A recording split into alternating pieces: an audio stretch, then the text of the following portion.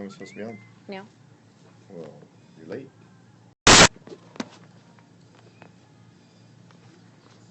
So we have 4 people on.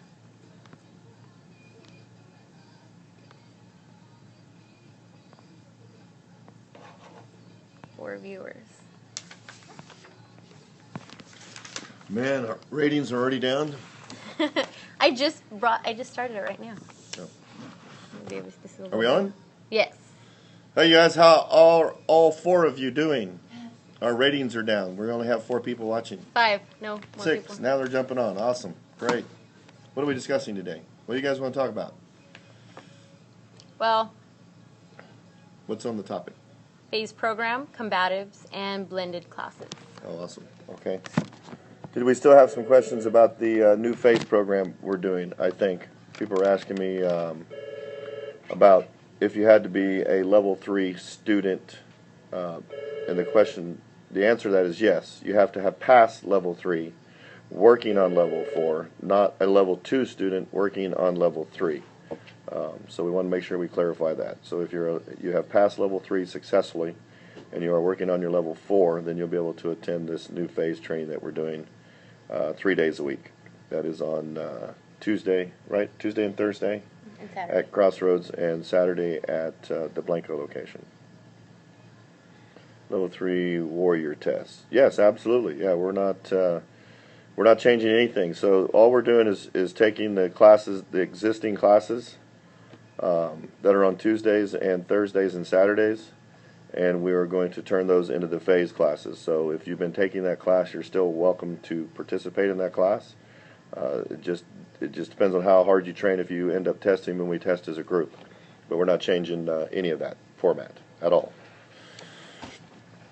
And how often you attend is going to dictate how fast you move as a group.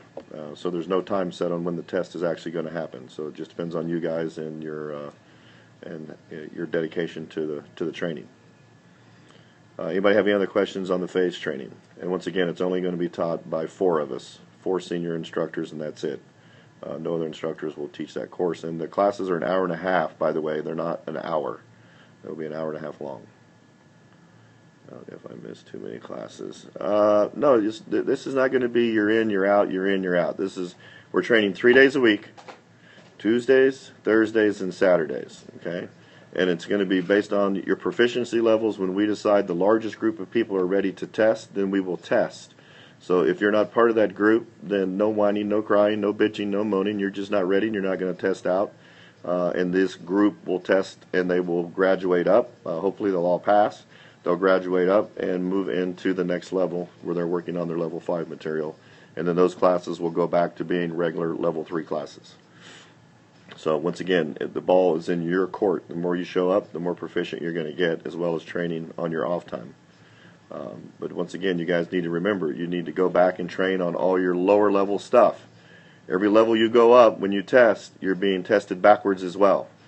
Primarily on your self-defense. Your combatives are a given because you're doing different punching combinations from all levels. Membership, it doesn't matter. On this phase, regardless if you have a 1 club or a 2 club membership, if you're in the middle of this phase training, you'll be able to bounce back and forth. So the Crossroads only people will be able to go to Blanco on Saturday, and the Blanco members will be able to go to Crossroads on Tuesday and Thursday. We're not going to penalize you for that. So that'll answer that question as well. Just make sure you guys have all your gear, especially all your sparring gear, headgear, mouthpieces, groin protectors, shin guards, and 16-ounce gloves, and only 16-ounce gloves.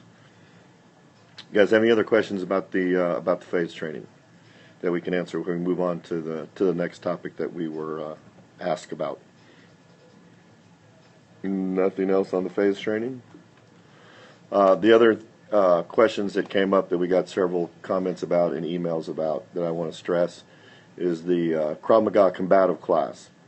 The most difficult task that we have as instructors, and you can talk to any fight instructor you want to in any system you want, excuse me, is teaching people how to punch correctly. For some reason, out of everything that's done, teaching people how to throw a good solid punch, straight punch, hook punch, uppercut punch of any kind, with power and authority is the most difficult task. A lot of that has to go with goes in with your footwork as well. So we created the combative class to get you better in your level 1, level 2, level 3, level 4 at throwing punches. Everybody underestimates the value of just knocking the shit out of somebody. I mean, it's really underestimated. To change the dynamics of a fight or to end a fight before it actually gets started is to be able to throw a very powerful punch of some kind, whatever happens to be your favorite punch, whether it be a jab or a cross or an overhand right or a hook punch or an uppercut punch of some kind, whatever that may be, that you can throw it with as much power as you can possibly generate, and then on top of that, land it where you want to land it, which is a huge issue. Being able to land a punch. There's always punching at focus mitts. They're always there, and they're stationary. They're always in the same place, regardless of how good your partner is moving focus mitts around. It's still a focus mitt. It's not a human head. So one of the great things that's happened since they've introduced those new punching heads that you guys seen us use now, it really increases your proficiency on landing the punch on the mark, which would be on the tip of the jaw, on the jawbone, maybe in the temple. Or maybe you just want to break their nose that day. So working on the proficiency of power and working on the proficiency of putting the punch where you want it, as well as a knee or a kick, is the whole purpose of combatives. We simply don't have enough time in the curriculum at any level to spend enough time to get you to be an extremely proficient puncher, kicker. So that's why we've created the combatives class, so that entire class is dedicated to nothing but that. So I highly recommend all of you who are not going to that class, get your booties in there and start taking that class, and you'll see a huge difference in your proficiency level, in your level 1, 2, 3, and 4, especially when you test. You'll see a huge difference in your proficiency on everything, because once you get really good at that and you increase the proficiency of your footwork, then your self-defense gets easier as well. So the combative classes are really important to everyone. You guys need to try to get in there and make sure you take those classes. What was the other topic we wanted to discuss today? Blended classes. The blended classes. That comes up as out of necessity, okay, and nothing but that as a business owner. Sorry about the phase again. Basically, it's temporary. Majority passes and the class splits again. That is correct. Yes, on the phase class, we can't extend it forever, waiting for possibly a small group of people to catch up. Okay, not saying that we will have a group of people who can't catch up, but we're not putting any time limits on the phase training. The class is an hour and a half, but we are not going to set a test date till we see the largest majority of people are up to speed. So if we happen to have a group of people who just can't get it, we're not going to penalize the largest group. So those people will be set up to test, and if they test, then they will move on to the next phase. And that will be to get themselves prepared to test out in level 5, and that group will still continue to train in their level 3, working on their level 4. Actually, they'll be training, working on their level 4. I didn't catch that last one, did you? Why is 3, 4, and 5 something? Can you send that again? I didn't catch it. Why was 3, 4, and 5 And not 4, 5, and 6. and not 4, 5, and 6? If you can send that again, I can answer it. I'm not sure exactly what you were asking. If it was why are we starting there, and once again, we're not starting at level 3. We're starting at level 4. These are people who have passed 3 that are working on 4. So we're just pulling everybody back, okay, which is the only way we can efficiently do this. Pull the 4 and 5 people back, because there's only a handful of them with us. And my observation, my very honest observation of those people, is they haven't continued their training long enough on their own to have really increased their proficiency and looking really sharp as a 4 and 5 student should, and that means you need to be really sharp. So we're just going to bring everybody back. If they have tested, we'll retest them on 4, which should be easy if they are that good. And then they'll move back and get into 5, and that's just additional training that you're not paying for. And once again, you're working with nothing but all the black belts in this company to make you better at what you are, which should be the only thing that's important. Those of you that are want to focus on weapon. Why 3, 4, and 5, and not 4, 5, and 6? Upper levels focus on weapon work. 3, 4, and 5. Levels focus on weapon. Why do 3, 4, and 5?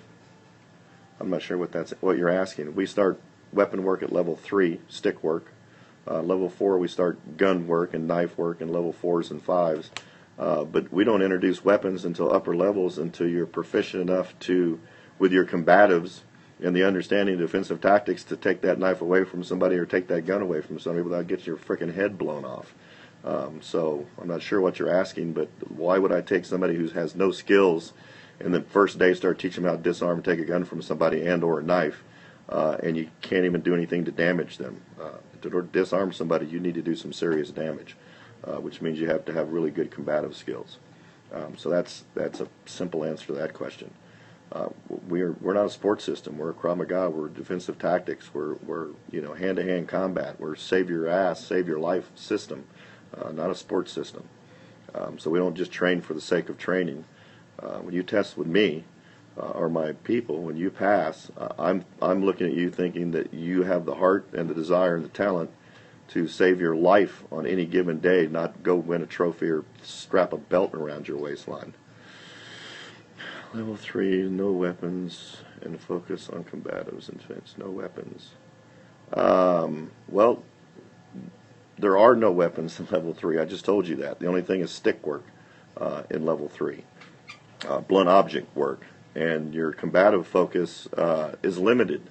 Remember, it's only 1 hour class, and in level 3, I believe there are 38 techniques in level 3 that we have to get through over and over again so that you have seen them and you understand them and you're proficient at them on your test. So that's why we keep telling students, you need to get back into a level 2 class, you need to get back into a level 1 class, and now take this new combative class. I'm going to focus on weapons work as well. 4, 5, and 6 has the majority of weapon work. Absolutely, positively, yes. You have a ton of gun work in levels 4 and 5, and a ton of knife work in levels 4, 5, and 6. So why have a phase program at 3, 4, and 5, and not 4, 5, and 6? Man, I've answered that question 4 times. It is not level 3. It is people